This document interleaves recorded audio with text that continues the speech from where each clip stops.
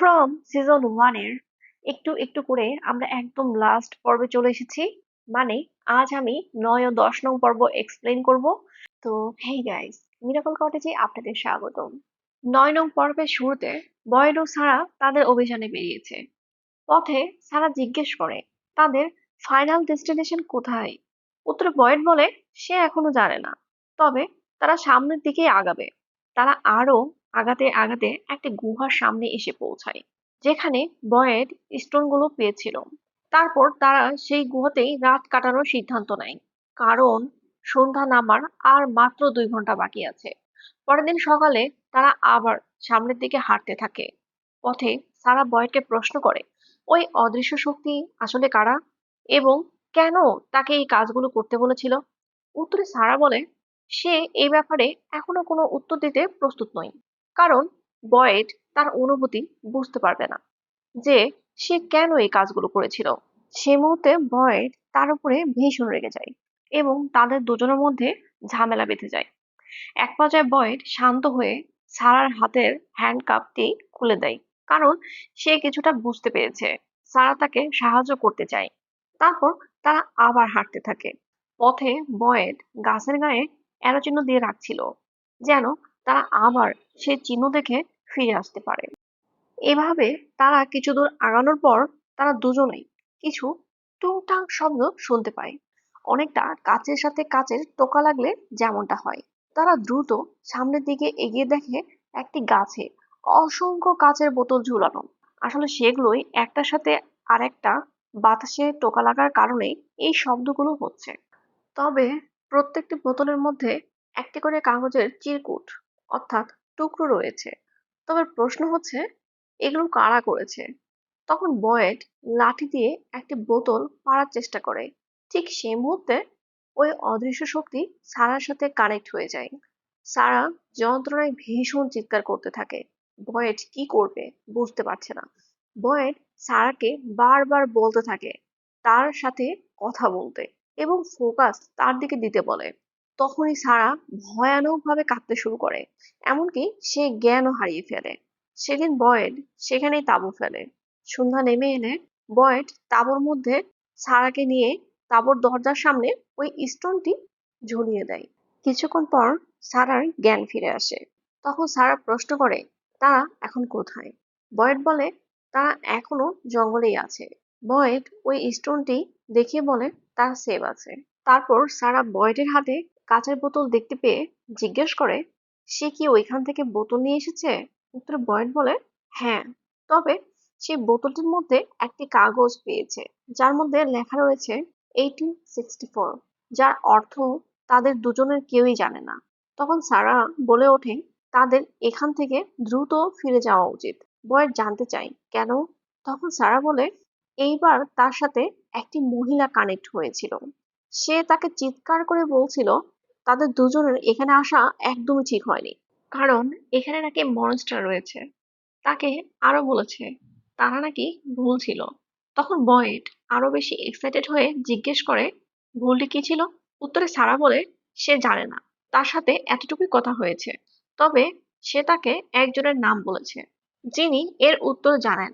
বয়েড প্রশ্ন করে লোকটি কে। সারা উত্তরে বলে লোকটির নাম হলো মিস্টার ফিশ অ্যান্ড লোভ। নামটি শুনেই বয়েড কেমন যেন চুপ হয়ে যায়। রহস্য যেন আরো গভীর হয়। ঠিক সেই মুহূর্তে তারা বাহিরে গাছের ডাল ভাঙার শব্দ পায়। তারা ভীষণ ভয় পেয়ে যায়। এরপর শুরু হয়ে যায় তাদের তাঁবুর উপর এক ভয়ানক তাণ্ডব। কিছুক্ষণ পর মুহূর্তের মধ্যেই পরিবেশ যেন স্বাভাবিক হয়ে যায়। বয়েড তাড়াতাড়ি স্টোনটি খুঁজে বের করে আবার তাঁবুর দরজার সামনে ঝুলিয়ে দেয়। তখন সারা বলে আমাদের এখানে আসা একদমই উচিত হয়নি। ঠিক তখনই তারা একটি বিকট শব্দ শুনতে পায়। সেই সাথে পুরো জঙ্গল আলোকিত হয়ে ওঠে। আলোর তীব্রতা এতটাই বেশি ছিল যে তাদের তাঁবুর ভিতরে দিনের মতো ঝকঝকে হয়ে ওঠে। তারা দুজনেই অনেক ভয় পেয়ে যায়। সিন শিফট হয়। এদিকে জিম কলোনি হাউসের সামনে লোকজনের সহযোগিতায় একটি নেটওয়ার্ক টাওয়ার বানাচ্ছে। তখন কেনিকে দেখে জিম বলে তাদের আরো কিছু তারের প্রয়োজন। সেজন্য তাকে আরো কিছু তার ব্যবস্থা করে দেয়।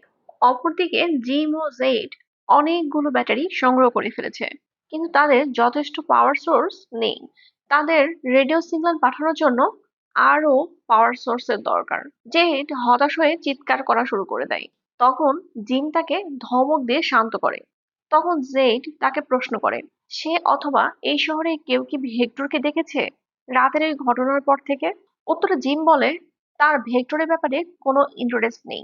সে শুধু চায় এখন ভালোভাবে রেডিও নেটওয়ার্কটা কাজ করাতে পারলেই বাঁচে, কারণ এই শহরের মানুষ তার উপরে ভরসা করে রয়েছে।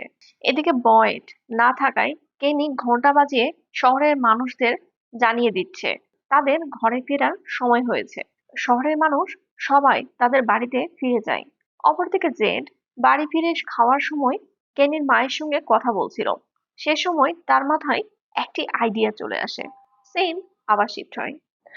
জিম বাড়ি ফিরে দেখে তার মেয়ে ও ছেলে তার মাকে সাহায্য করছে তারের উৎস খোঁজায়।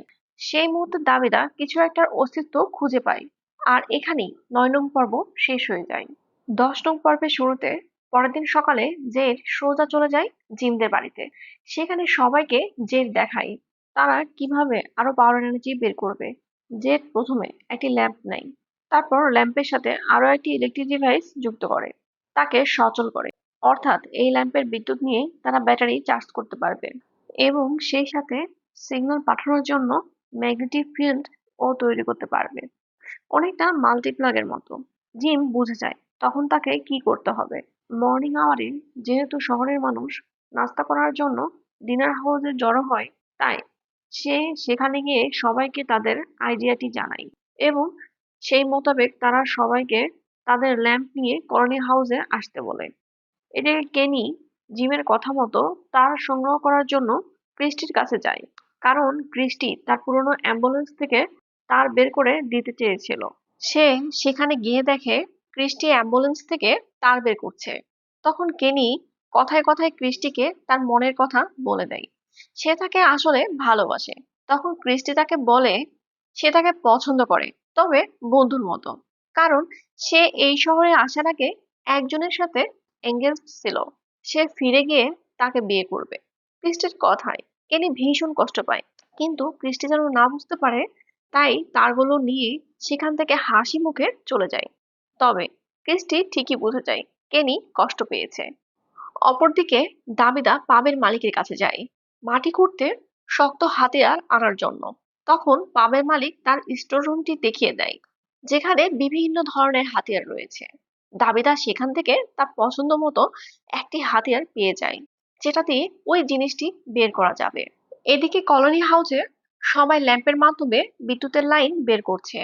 তখন অ্যালিস ফাতেমার সাথে কিছু প্রাইভেট কথা বলার জন্য সাইড ডাকে, কিন্তু ফাতেমা তার হাতের কাজ রেখে যেতে চাইছিল না। আসলে ফাতেমা যখন থেকে বুঝতে পেরেছে এই শহরে মানুষ তাদের বাড়িতে ফিরে যাওয়ার একটি আশা খুঁজে পেয়েছে, তখন থেকে তার মনে একটি সন্দেহ জেগেছে অ্যালিস হয়তো তাকে ছেড়ে চলে যাবে। তাই সে অ্যালিসের কাছ থেকে একটু দূরে দূরে থাকছে। তবে এই ব্যাপারটা অ্যালিস ঠিকই বুঝতে পেরেছে। তখন অ্যালিস ফাতেমাকে অনুরোধ করে যে সে তার খুব বেশি একটা সময় নেবে না, সে যেন তার সাথে একটু সাইডে যায়। তখন ফাতেমা তার সাথে যেতে রাজি হয়। তারপর অ্যালিস ফাতেমাকে বিয়ের জন্য প্রস্তাব দেয়। সে তাকে কথা দেয় যে সে তাকে কখনো ছেড়ে যাবে না। ফাতেমা ভীষণ খুশি হয়, কারণ ফাতেমা এমন কিছু একটা নিয়ে অপেক্ষায় ছিল। অপরদিকে ক্রিস্টি কেনির কাছে যায় তার মন ভালো করার জন্য। সে যেন তার একজন ভালো বন্ধু হয়ে তার পাশে সারা জীবন থাকে। কেনি তাকে কথা দেয় সে তার পাশেই থাকবে সারা জীবন বন্ধু হয়ে। এদিকে জিমেরও টাওয়ার বানানো হয়ে গেছে, এখন শুধু কলোনি হাউসের উপরে উঠাতে হবে। তখন ডোনা এসে তাকে খবর দেয় তাদের ল্যাম্প থেকে বিদ্যুৎ বের করাও শেষ। তারপর জিম কিছু লোকের সহযোগিতায় টাওয়ারটি উপরে উঠায়। তখন শহরের প্রত্যেক মানুষ সেখানে জড়ো হয়। তারপর জিম জেডকে বলে টাওয়ারটি দাঁড় করানোর জন্য। জেড ভালোভাবে টাওয়ারটি দাঁড় করিয়ে জিমকে কনফার্ম করে টাওয়ারটি সুরক্ষিত আছে। তখন জিম সবাইকে কলোনি হাউসে গিয়ে ল্যাম্প জ্বালাতে বলে। সবাই দ্রুত গিয়ে তাদের ল্যাম্পগুলো জ্বালায়। সেই মুহূর্তে জিম টেস্ট করে দেখে তারা রেডিও সিগন্যাল পাচ্ছে, অর্থাৎ এটা এখন কাজ করবে। সে সবাইকে জানায় তাদের রেডিওটি কাজ করছে। সবাই খুশিতে একে অপরকে জড়িয়ে ধরে। অবশেষে তারা বাড়িতে যাওয়ার রাস্তা খুঁজে পেয়েছে। এখন শুধু একটাই কাজ, তাদের সিগন্যাল পাঠাতে হবে। যে দেশের সাথে বা এরিয়ার সাথে কানেক্ট হতে পারবে তাদের থেকেই তারা সাহায্য চাইবে। সিন শিফট হয়। এদিকে বয়েড ও সারা তাঁবু থেকে বের হয়ে দেখে পুরো জঙ্গল মাকড়সার জালের মতো ছেয়ে গেছে। তারা বুঝতে পারছে না গত রাতে এখানে কি হয়েছিল। এরপর তারা আবার সামনের দিকে হাঁটতে থাকে। তখন সারা প্রশ্ন করে, তারা এক্স্যাক্টলি কোন দিকে যাচ্ছে? উত্তরে বয়েড বলে, রাতে তাঁবুতে আলো যেদিক থেকে এসেছিল তারা সেদিকেই যাচ্ছে। তখন সারা বয়েডকে যেতে নিষেধ করে, কারণ গতকাল রাতে যে মহিলাটি তার সাথে কানেক্ট হয়েছিল সে তাদেরকে ওইদিকে যেতে নিষেধ করেছে। সে তাদেরকে ফিরে যেতে বলেছে, কিন্তু বয়েড মনে করে এটা তাদের ঈশ্বরের কোনো ইশারা। বয়েড জেদ করে সামনের দিকে হাঁটতে থাকে। তখন চলতে চলতে সারা তাকে আবার প্রশ্ন করে, মিস্টার ফিশ অ্যান্ড লোভস কে? বয়েড ঘুরে বলে, সেই মিস্টার ফিশ অ্যান্ড লোভস। এটা তার নিকনেম। সে যখন মিলিটারিতে ছিল তখন তাকে কোড নেম হিসেবে এই নিকনেম দেওয়া হয়েছিল। তবে এই নামটি তার ছেলে ও ওয়াইফ ছাড়া আর কেউই জানে না। তখন সারা বলে, ওই অদৃশ্য মহিলাটি তাকে সব বলেছে। সেই মুহূর্তে বয়েড পিছন থেকে কারোর ডাক শুনতে পায়, যেন কেউ তার কাছে সাহায্য চাচ্ছে। কিন্তু সারা কিছুই শুনতে পাচ্ছিল না। সারা বয়েডকে বারবার নিষেধ করতে থাকে সামনের দিকে না যেতে। তখন বয়েড একটু এগিয়ে দেখে কেউ মাকড়সার জালের মধ্যে আটকে রয়েছে। সে আরো ভালোভাবে বোঝার জন্য সামনে এগিয়ে দেখে তার স্ত্রী অ্যাবি। ঠিক সেই মুহূর্তে অ্যাবি ভয়ঙ্কর ভাবে চিৎকার করে তার হাত চেপে ধরে। বয়েড দ্রুত হাত ছাড়িয়ে পিছে আসে। তখন বয়েটের পায়ে লেগে কিছু বিষাক্ত মাকড়সার বাসা ভেঙে যায় এবং সেই মাকড়সাগুলো তার পোশাকের মধ্যে ঢুকে কামড়াতে থাকে। বয়েড তাড়াতাড়ি করে তার জামা খুলে বিষাক্ত মাকড়সা এক এক করে ছাড়তে থাকে। তখন সারাও তাকে সাহায্য করে। তখন সারা তাকে জিজ্ঞেস করে সে আসলে কি দেখেছিল। বয়েড তাকে কিছুই বলে না। তারপর আবার তারা সামনের দিকে হাঁটতে থাকে। তখন বয়েড খেয়াল করে দেখে তারা একটি পাথরের পাহাড়ের সামনে এসে দাঁড়িয়েছে। সে আর কোনো রাস্তাও খুঁজে পাচ্ছে না। সে ভীষণ হতাশ হয়ে পড়ে। তখন সারা আবার তাকে ফিরে যেতে বলে। বয়েড তখন সারাকে রেগে বলে, তার যদি ইচ্ছে করে তাহলে সে ফিরে যাক, সে তাকে আর আটকাবে না। ঠিক তখনই বয়েড খুব অসুস্থ অনুভব করে। সারা জানতে চাইলে বয়েড বলে তার শরীর প্রচন্ড ব্যথা অনুভব করছে, সাথে তার মাথাও যন্ত্রণা করছে। সে বলে ওই বিষাক্ত মাকড়সার কারণে এমনটা হচ্ছে। তখন সারা বয়েডের মনের জোর দেখে সে নিজেও তাকে উৎসাহ যোগায়। তাদের ওই শব্দ ও আলোর দিকে যেতে হবে। তখন বয়েড বলে, তারা কিভাবে যাবে? তারা তো রাস্তাও হারিয়ে ফেলেছে। তাছাড়া এই শরীরে সে হাঁটতেও পারছে না। তখন সারা বয়েডকে বলে, সে কি তার ছেলেকে আর একবার দেখতে চায় না?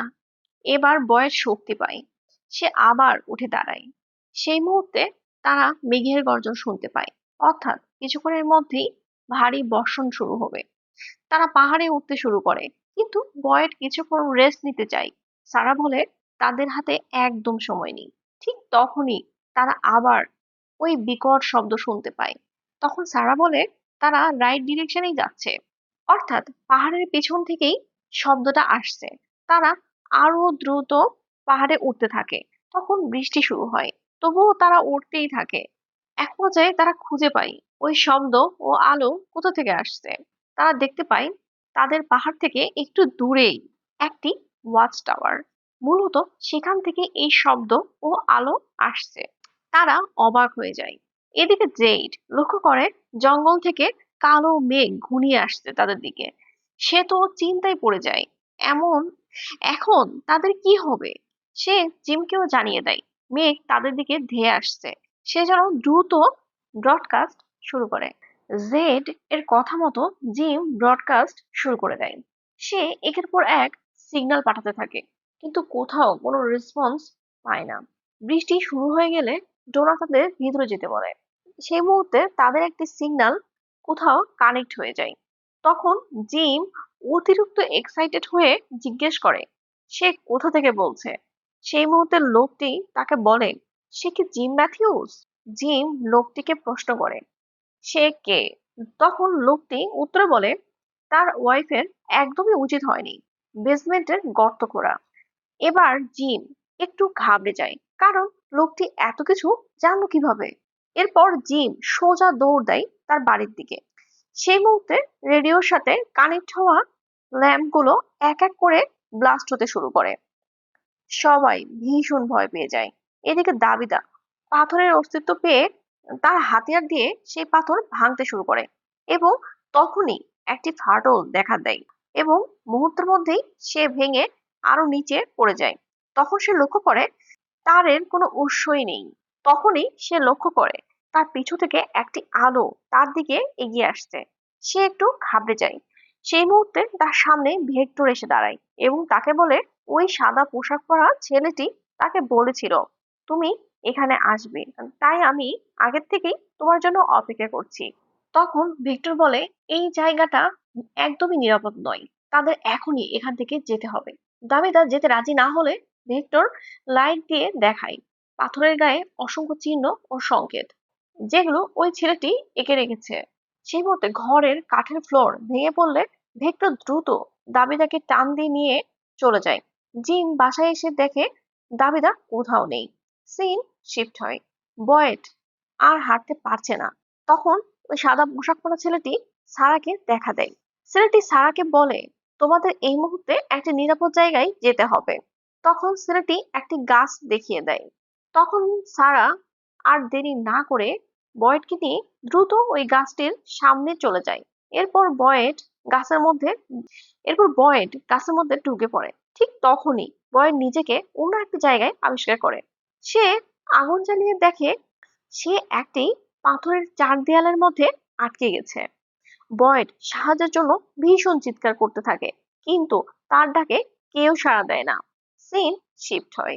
এদিকে ডিনার হাউজের রেডিওটি আবার অটোমেটিক বেজে উঠেছে। একটু পর দেখা যায় এই শহরে এবার একটি বাস এসে থেমেছে। আর এখানেই ফাইনাল পর্ব শেষ হয়ে যায়। তো ফ্রম সিজন 1 এর সবগুলো পার্ট আমি এক্সপ্লেন করেছি। আর সিজন 2 মিস করতে না চাইলে এখনই সাবস্ক্রাইব করে বেল আইকনে ক্লিক করে দেন।